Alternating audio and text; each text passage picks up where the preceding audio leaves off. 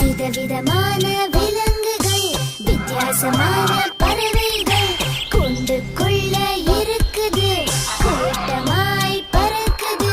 இது மனித குரங்கு.